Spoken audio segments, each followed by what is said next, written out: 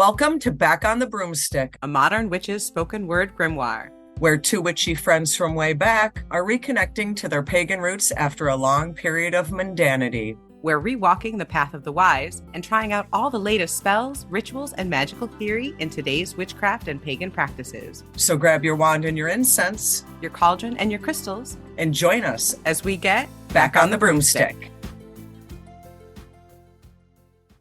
Hi, and welcome to Back on the Broomstick. I'm Layla, and today for this Halloween hangover episode, we'll be talking about Witch's New Year divinations, charm casting for the dark half of the year.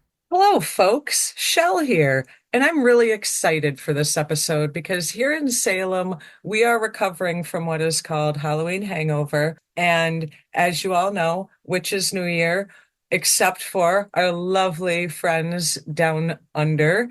For you folks, I hope the beginning of your summer is freaking fabulous and all good things for flourishing and growth and prosperity for your summer ahead. But for us Northern Hemisphere folks, it's really the depths of the dark time. It is the Witch's New Year. To me, the start of that magical year. You know, I do follow the calendar New Year, January 1st, the big ball drop thing. But this is really kind of that magical New Year's start. You know, kind of like in work, you know, my fiscal New Year's in July, my witch's New Year's in October, the calendar New Year's in January. You know, so this is kind of the time to reflect on where have I been and what is to come. We just turned the clocks back here in North America, and I hate it. I really I'll be do. honest with you. I love the fall back. It's the spring forward I hate. Really? You like it when it gets darker early at night?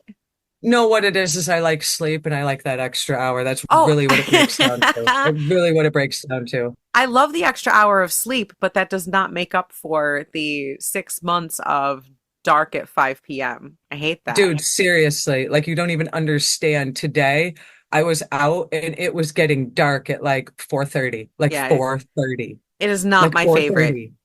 The 1 day of 1 hour extra sleep, while wonderful, and I do very much enjoy that, does not make up for so dark. I hate it so much. You know, I have to interject something real quick here, and Sure. I know I'm getting off topic, but I saw this Facebook post today, and it was posted by someone in our pagan sphere, and it was about how like the Romans and the Celts created daylight savings time, and it was hysterical. But like the reality is, why are we doing this, people? Like, why are we doing this? Aren't we one of the few countries left that does this?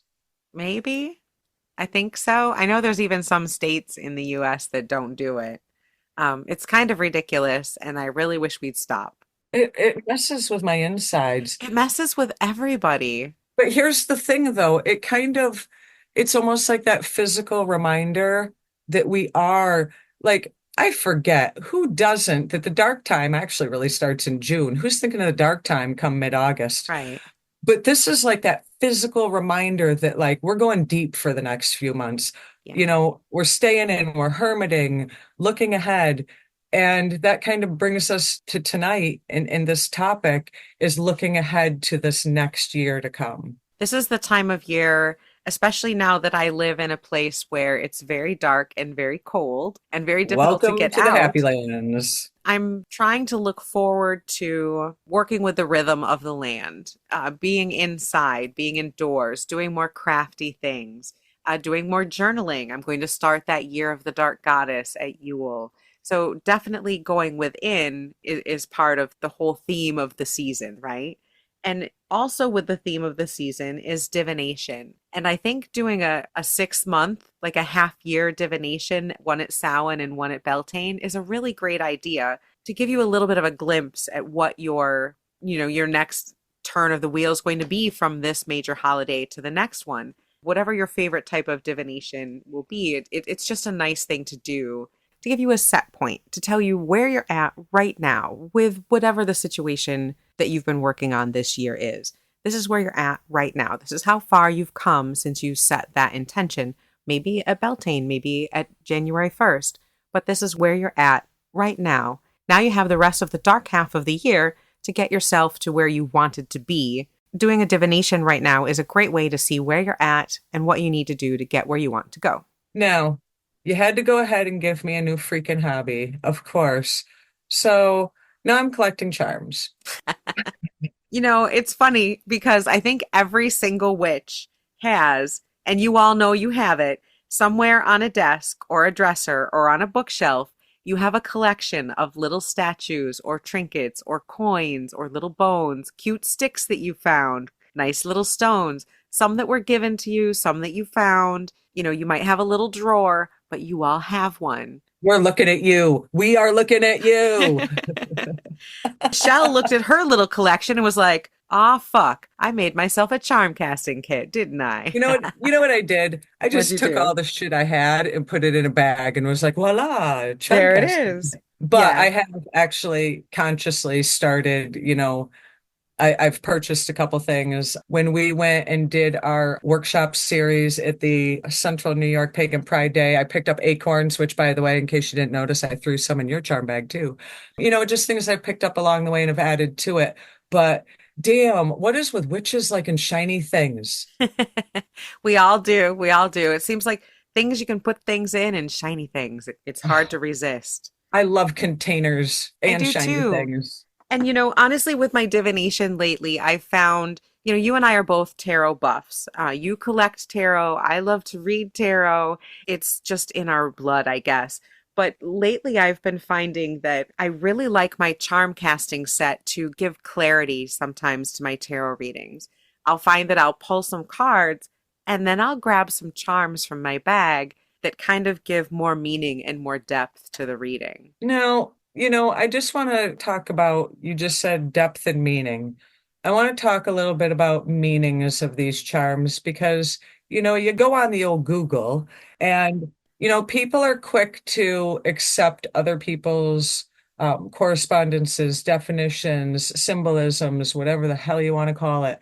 And, the thing I think that I'm starting to dig about the charms is that it is so like you are not going to get a more individualized divination system than this. Like Yeah. it doesn't get more individualized than this. Like you can pick, which I've done, hundreds of tarot decks, and it's still not, you might pick a deck that the art calls to you, or certain cards speak to your soul, but are you going to really have that connection with 78 cards? Meh, probably not. But this charm thing and how I'm starting to get addicted to this quick is these are all things that, for whatever reason, I have some sort of connection with. And what I get out of that symbol and that charm isn't necessarily going to be the same to you. And, before we started recording, we don't necessarily, it's not like we go through each other's charm bags or anything. I had asked you about a few, and did we have a couple in common? And we found a charm that we had in common, a seashell. And without telling you what I have written down as my definition, I asked you what your definition is. So, just for the sake of the people, tell me, when you cast a seashell, for example, what does that seashell mean to you? So we both have a spiral seashell, and mine means goddess and inner goddess. It also means divine wisdom. It can also sometimes mean communication, like when you hold a shell up to your ear and you can hear like the ocean in it. So sometimes it can mean communication with your subconscious or with what your higher guides have to say to you. Ooh, I like that. Now, for my shell, I look at it as cleansing and messages. And I think where I pull that from is, shells are in the ocean, and the ocean I look at as like a carrier of messages. I think of like a message in a bottle. Mm-hmm. And the ocean I look as a cleanser. So to me, I look at it as cleansing and messages.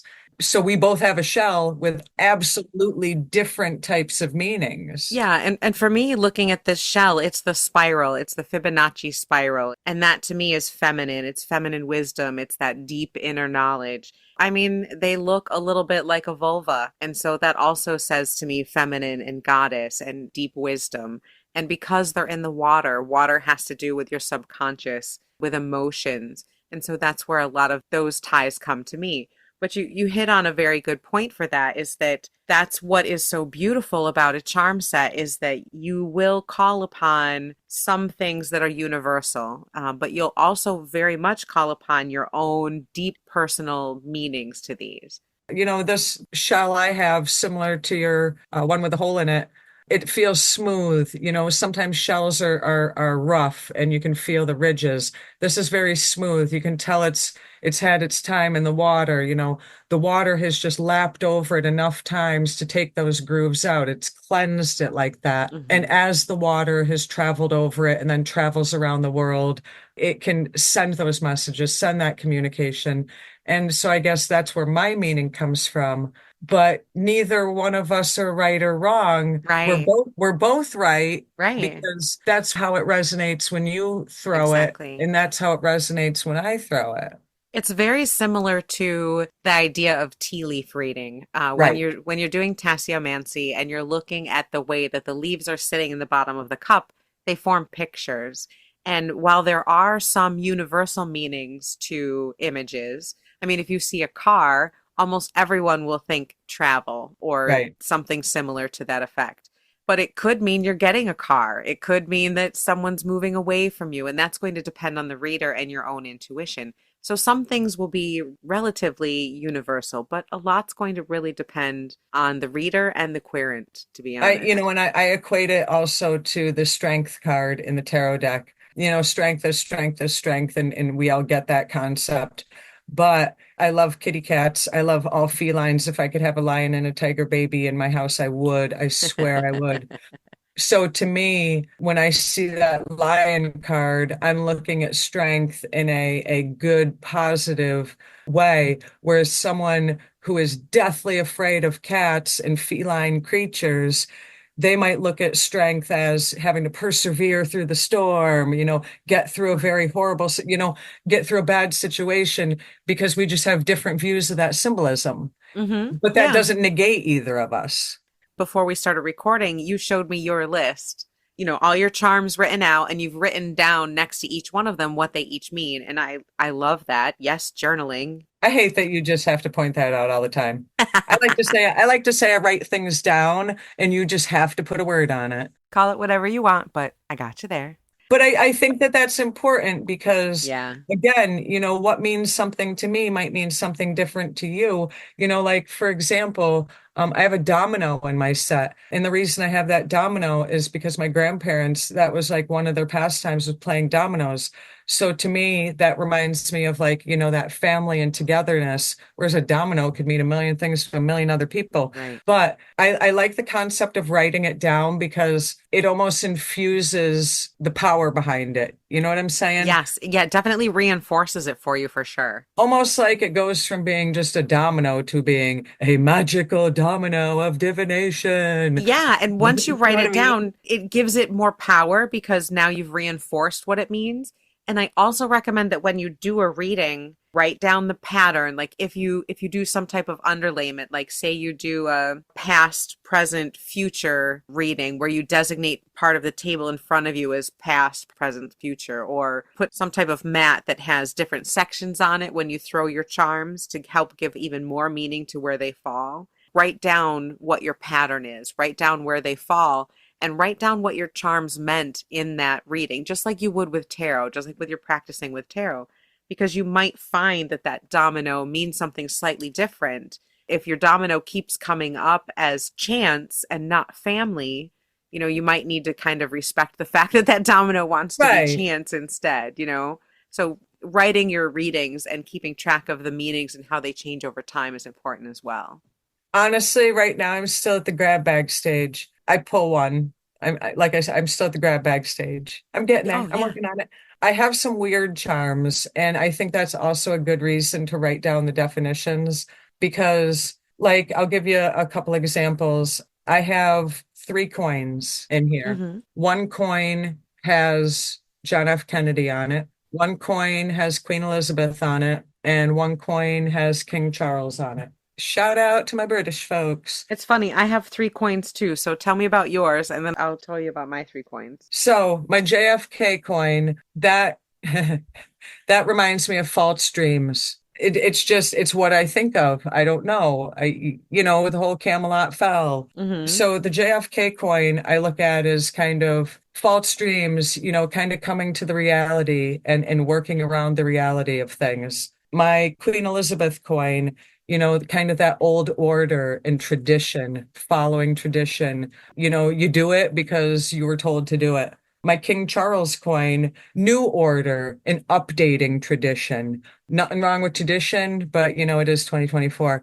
So, I don't know what the hell other people would have those three coins mean, but shall me, those three coins mean those things to me. And so if I'm doing a reading and I pull out JFK, I'm going to be like, I got some shit because Camelot's crumbling. You know what I'm saying? I do. So I think it's kind of cool that I also have three coins, and I'm going to show you because mine are weird coins. So this one is a dime, but if you can see, Does it have a bullet hole in it? It looks like it was shot. sort of, this dime was actually caught inside a washing machine, and I fixed the washing machine and pulled this dime out, and it had gotten caught and worn down so much that like the edges are worn off, it's smooth, the face part of the coin is smooth. This coin means two different things when it shows up in a reading. It can mean perseverance, and it can also mean like the ghost in the machine that causes problems that you're not aware of, like underlying problems that you might I not get such see. tower vibes from that coin. I guess so, in the form of like enlightenment, maybe, because I found the source of the problem. But this is more like the P underneath all of the mattresses for the princess. The problem that you can feel but you can't quite see. I think that's interesting that we both have a coin that could be a problem coin. Right? I also have this coin here is a pressed penny, and it's a pressed penny from the Philadelphia Zoo. Nice. I got this when I went down to the university to do a presentation about witchcraft back in the early 2000s. And so I got this when we went to visit the zoo afterwards. And this penny actually is flat on one side and has a tiger on the other. And this can mean following your dreams if the tiger comes up. But if it's the flat side up, then it can be things that prevent you from following your dreams, like a slippery slope, like things that you might slip on. Roadblocks. Less roadblocks and more slippery things, like more things that might veer you off schedule or might take you away from what you're doing. And my last coin is this big one, and it's got like a soldier on one side. Oh, that's super cool. Isn't that neat? It's oversized. And on the other, it almost looks like a maypole. That's your more expressive side. That's the joy of new beginnings. That's liberation. It's expression and being yourself and the joy that that can bring. The side with the soldier represents responsibility, following the rules, falling in line. You're like straight laced in the military and strict, or it's dancing around the Beltane maypole, Necky dancing. right? So these coins don't really have anything to do with money. It has more to do with what they look like, where I got them. Like you said, your own personal stories are attached. Honestly, the thing I have in my charm bag that is for, luck, good fortune, prosperity, dollars, let's get Shell out of her day job, is actually a green stone. So my coins are in there for anything prosperity, financial related. I actually have a green stone in there for that. But, sometimes you get weird keepsakes from friends that end up in your charm bag. And I just, Mhm. for the sake of this being the sake of, I have to mention this particular charm I have. When I was still located in New York State and at my day job, I had a coworker that was like, this guy literally went to church twice a week. Very, very, very strict Roman Catholic, wonderful man. And we always had this agree to disagree relationship. Like he totally respected me. I totally respected him. There was even a time where my children's grandmother had my son do a religious thing, and I went to my coworker's church to watch my son do this and hung out with my coworker.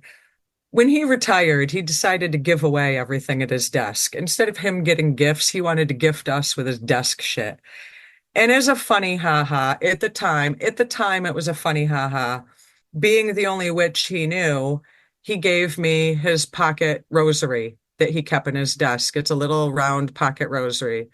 And I took it. Actually, to be honest with you, he's also the one who gave me the JFK coin.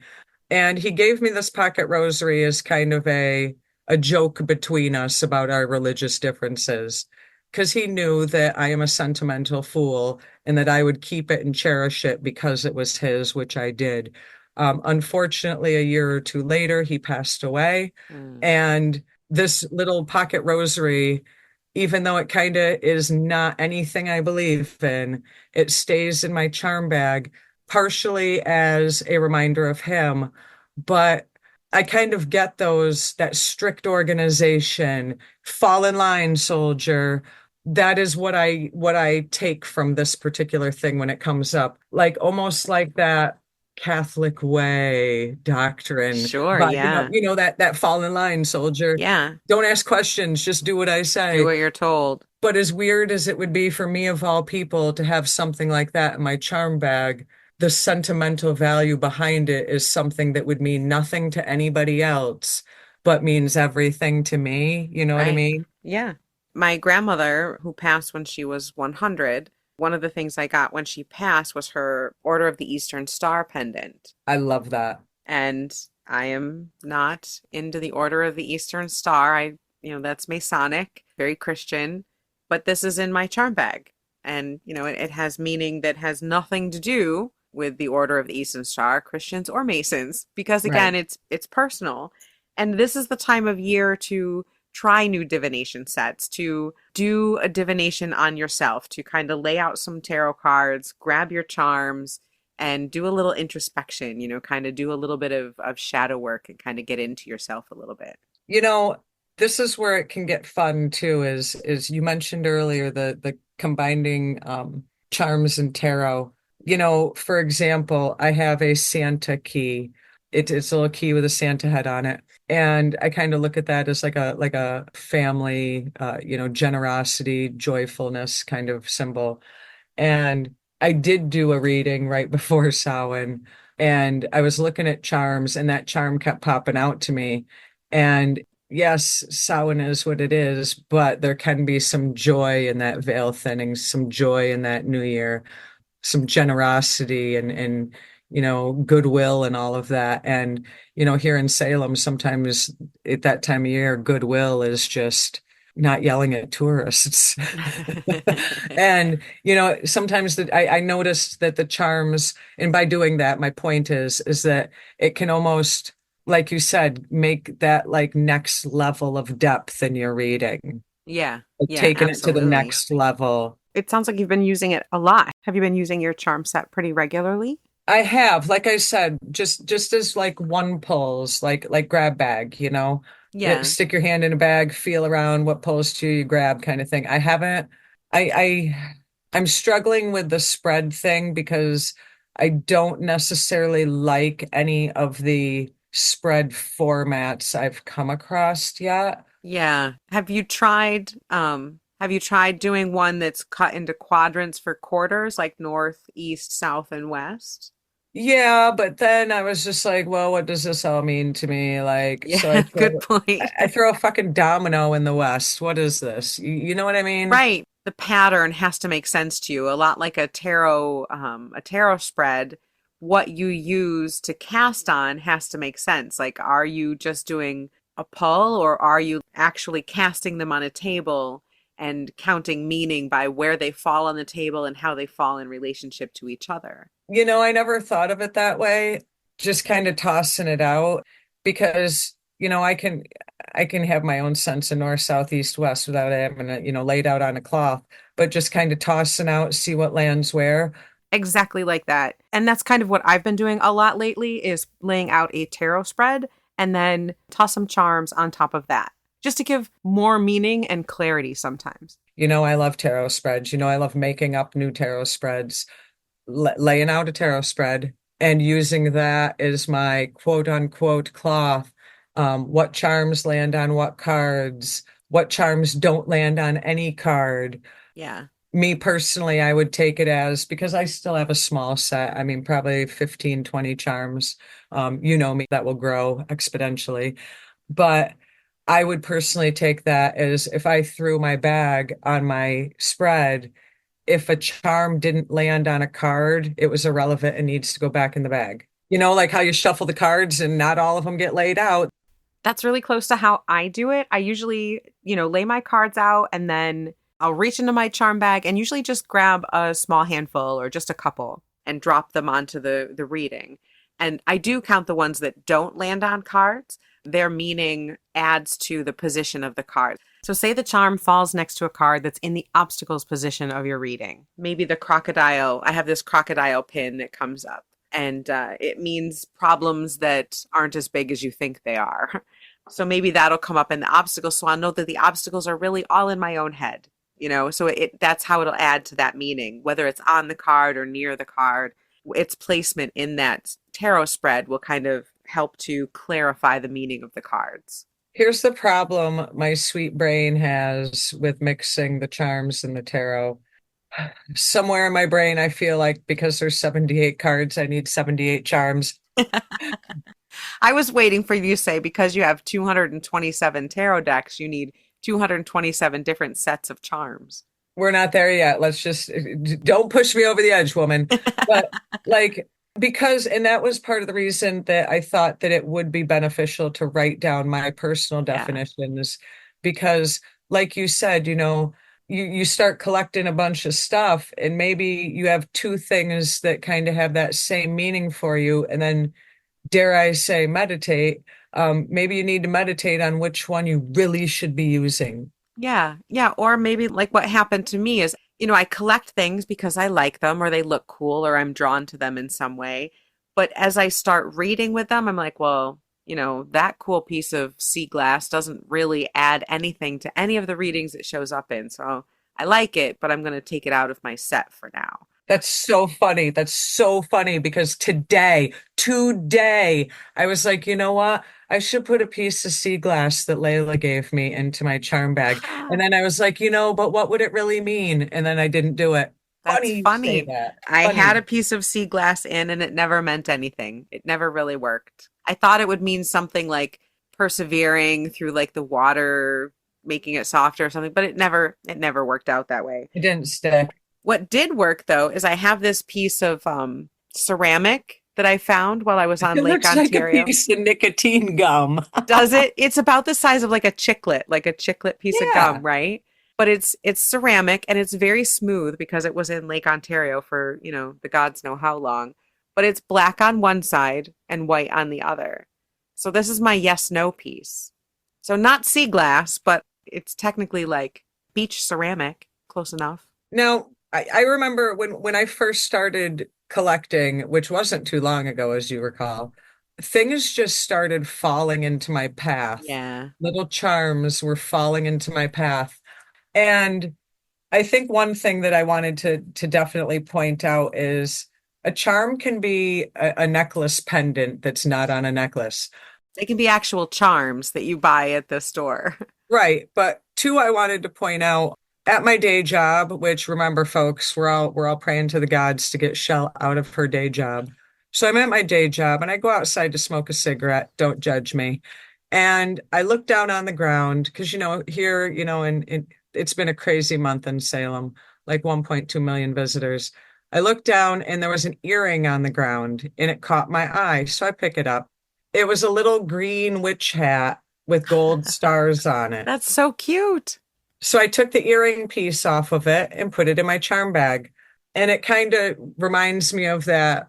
I have a pentacle in my bag that has that more spiritual meaning. But this is that more fun, magical side is what it means to me.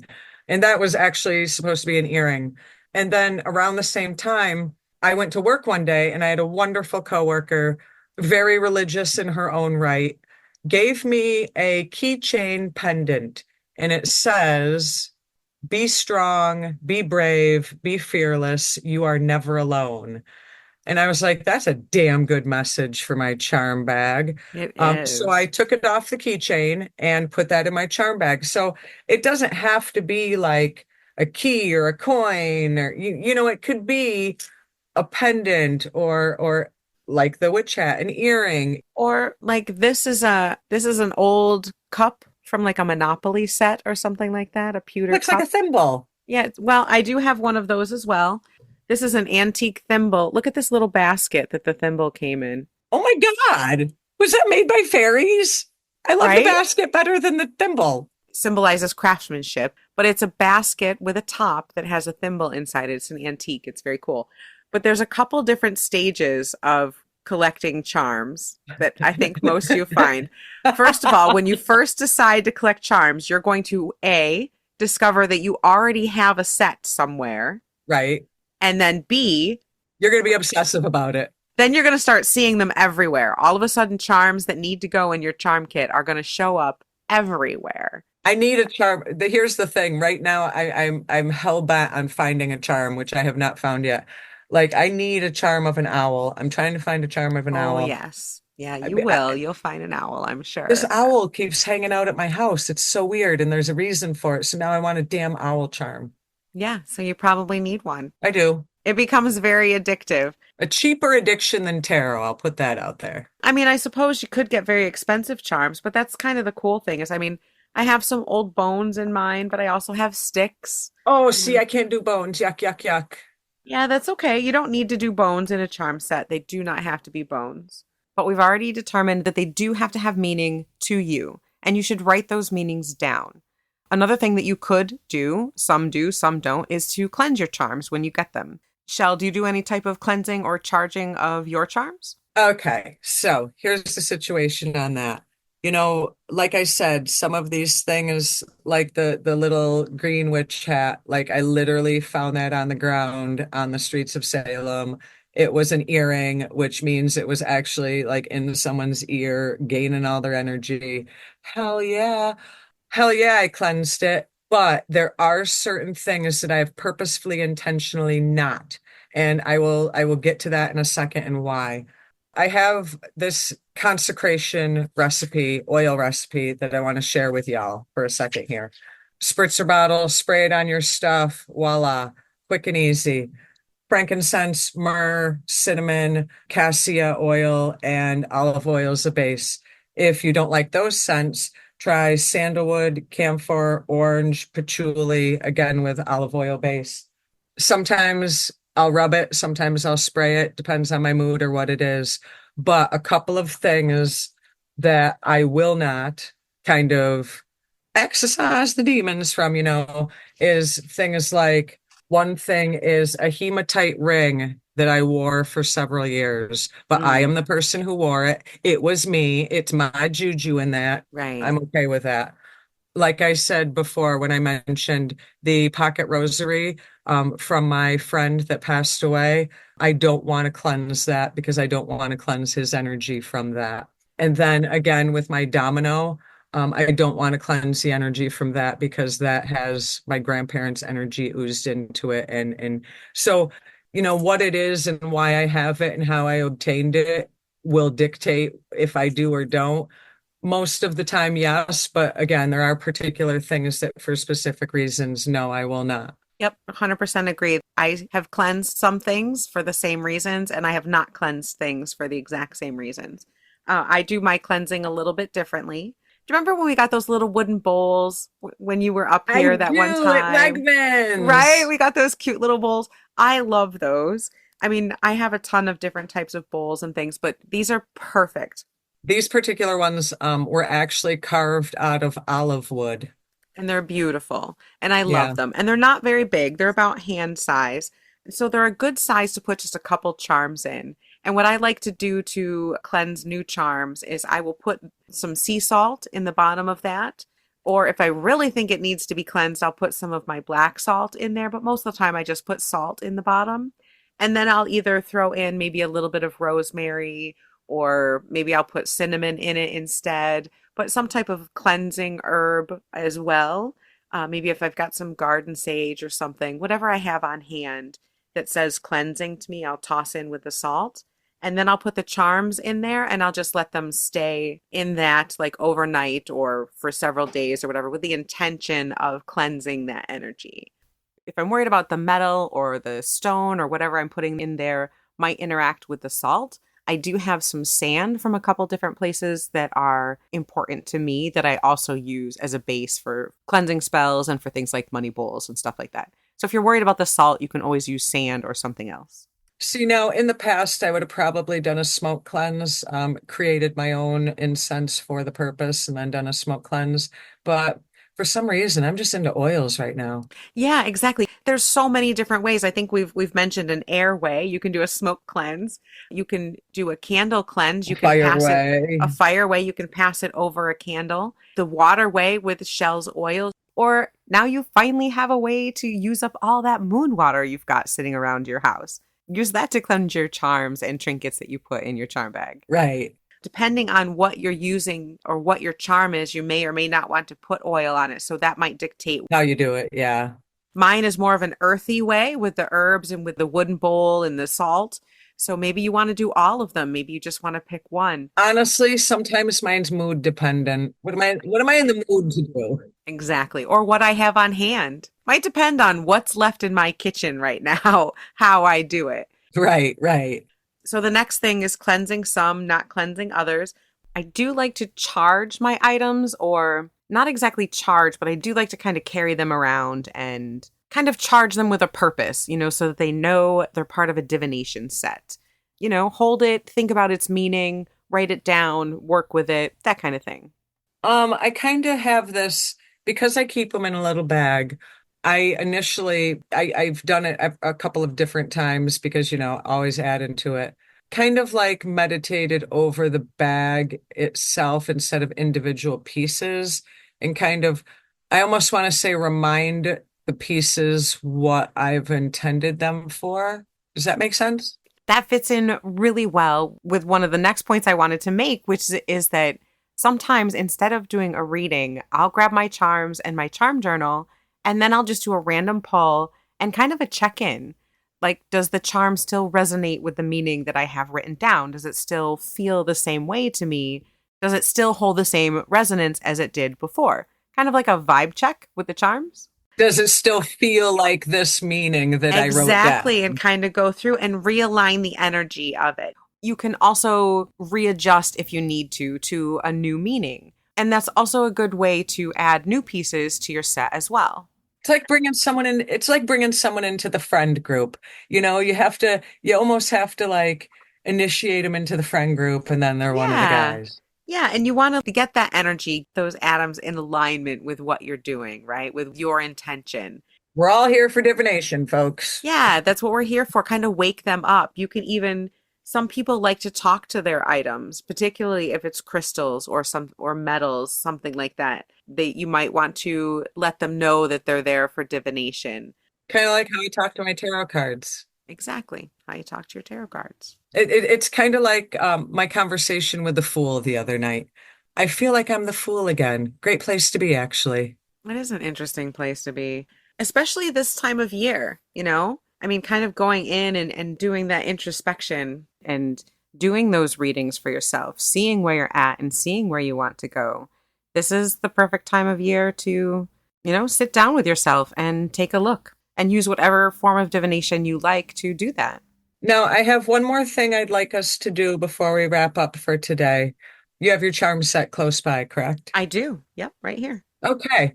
So I want you to, however you do it, I don't care how you do it. I'm a blind picker. I want you to pick out 3 charms for me, and I am going to go into my charm set and I am going to blindly pick out 3 charms for you. And then we're going to talk about that for a second. That sounds very fun. All right, give me 2 seconds to put everything back in the bag. Okay, so I have my charms in my pretty purple charm bag. I got them in my green velvet bag. Are you using an Ipsy bag? No, I wish it was an Ipsy bag. But it's Oh, just a mine nice, pretty is. purple bag. All right, you tell me when, and I will grab 3 charms as soon as you say stop. Okay, wait, are you getting them all at the same time? Or are you going to pull one, then pull another, then pull another? I'll pull one and then another and then another. Okay, I'm doing it at the same time. Ready, set, pull charm 1. Ooh, okay. All right. Ready, set, pull charm 2. Interesting. Okay. All right, last one. All right. Ready, set, pull charm three. Interesting. Okay, so what did you pull for my first charm? Acorn hat. Ooh. When we went, and it's so funny because I mentioned this earlier, when we went to Central New York Pagan Pride Day, remember I was picking up acorns on the ground? Mm-hmm. My acorn and its little hat, it was perfect when I got it, but the hat fell off. And I picked the hat for you, the acorn hat. I love the backstory. So, what does the Pagan Pride Day acorn hat mean? In my opinion, and we all have different opinions, I have growth and planning ahead. Ooh, okay. And Okay. I think I get the planning ahead because I think of like a squirrel filling his cheeks for the winter. Okay. I like that. What was your first charm for me? Okay, so the first thing that you got was a piece of chalk, I thought that was a cigarette for a second. right? No, not in this charm set, but it is a piece of chalk, and chalk has been associated with magic and magicians and ritual for a very long time. You know, people use chalk to write the chalk circles around themselves to make a magical protective circle or to write runes or sigils, Uh-huh. but it's very often associated with magic work. So in my charm set, it stands for either the ability to write your own future or a need for protection. And in this particular reading, I think it stands out for a little bit of both. Definitely a need to be protected, secure your base, and then start writing charms for the future. Okay. The second charm I pulled for you was my beautiful skeleton key. Is a follower of Hecate. The first thing that comes to me is Hecate and Crossroads, but also opening doors. And I don't know where the hell I get this from, but like solving mysteries, Ooh. solving something that you've been trying to go for. I don't want to say puzzle ain't the right word, but solving a mystery, solving a puzzle, getting something solved. But again, my initial is Hecate and those crossroads, but that's just, you know how I am. What I got for you was the big coin, the Beltane coin. I got the maypole for you. Thank God you got the maypole side because I'm so sick of being serious. What I think that this means is that there is a time of revelry coming up for you. Because the serious face is underneath, that is your base. You have a solid base of strength, of being regimented, of being orderly, I guess. And so, because you have done such a good job taking care of the responsible side, you are going to be able to reap the benefits of the happy spring, the joyous friendships, and being out in the sun. Everything that May Day, that Beltane, this fertile, happy, joyous time of life. So, what this really says to me is this dark time is going to be taking care of the business part of it, like taking care of what you have to. And then by May, things are going to be looking up. Things are going to be more joyous and easier. Life will be easier then. As long as you take care of what you need to now, the hidden things, the responsible things. I'm on board for that. Hell yeah. What's the third charm bring us? Okay, so the third charm I picked for you is actually a little pearl bead. Ooh, I love pearls. I have a bunch of feelings about pearls that I've written down. Long-awaited dreams coming. And I think the reason I think that is because of how long it takes for a pearl to become a pearl. Mm-hmm. You know, it's like a diamond. It Yeah. takes like for freaking ever. So it's like that patience, taking the time to gain that wisdom. You know what I mean? Yes. And like you said about your shell, I feel the same with a pearl, resilience. You know, it's in this little shell and it's trying to make its way through the ocean. But there's definitely that transformation, that resilience. But for me, again, like I said, I have written down in my book things like that long-awaited dream, you know, the patience paying off, you know, you waited long enough and now is your time. I love that. Yes. Okay. I accept that. So what's my third charm, man? Your third charm is the pewter teacup. Ooh, I love tea. Isn't that great? And this typically means self care. It's having that warm cup of tea at night. It can mean divination. I love it. So it changes a little bit depending on who it is. And so for you, this means not just taking time to take care of yourself, but being in a good space physically and mentally to take care of yourself, being in a good magical space, like This is sipping magical tea and then reading your tea leaves afterwards. And I'm feeling very good and confident and happy with it. Like how you feel when you have a good cup of tea, you But I know? also take it as taking the time away from the hubbub of life to have that cup of tea, to do that work. Yes, to do that self-care, to do that magical work, both of those things, physical, mental, take care of yourself. So all of these here are telling me, the three of them together tells me that you need to kind of draw out some space for yourself, take time for yourself, and then actually go within for rewards in May around Beltane, that things are really going to start to look up for you after you do this magical shadow internal work. After you draw those boundaries, May is really going to be your blossoming time. Really, because that's when I turn the big 5-0. Bleh. I think with yours, with the little acorn hat, and the key and the pearl, it's kind of that sense of unlocking potential. Like your potential has always been on the brink. Your potential has been on the brink since the day I met you 30 freaking years ago. That's not a good Um, thing. but it's unlocking it and almost coming to terms with who you really are, shedding off that shell, like the pearl sheds the shell and becomes this magnificent thing that is very highly coveted. It's almost like you need to unlock the door to remind yourself that, especially me, you are highly coveted in my eyes. Oh, And I, thank and you. I think sometimes you need to highly covet yourself. How? Damn, good point. But why you gotta call me out like that? I think that's where the acorn comes in. You need to wear the hat. I call it an acorn hat. You need to wear that hat of your potential. I prefer to call it a crown. Thank you. Okay. You need to wear the acorn crown of your potential. That's right. My acorn crown of potential. Absolutely. And you need to sip the tea of serenity and self-care. Well, right now I'm sipping New York State apple cider. That's almost as good, I It think. is. It So, is. all right. Well, with that being said, I think our little Witches New Year's divination session has come to a very interesting conclusion. I hope we have inspired you all to go collect shiny shit. Yeah, and try some divination for yourself on this Samhain. Cleanse your set, charge it, get ready for the dark half of the year, get ready to go within. The same with any, not just charms, but cleanse your tarot decks, cleanse your Ouija boards, whatever you're using, your pendulum set, whatever divination tools you use, wipe the slate clean for the new year. Get ready for the real dark of the dark half of the year. Or if you're Ugh. lucky enough to be in the southern hemisphere, congrats on the longer days, you jerks. No. I just want to vote for dark half of the year, but the weather's warm. No, I can't. Sorry, I can't get into it. It's too dark, too early. No. You can take the girl out of California, but I still miss that California sun. So, all right. Well, thank you all so much for joining us on Back on the Broomstick. We hope you are inspired to get some charms.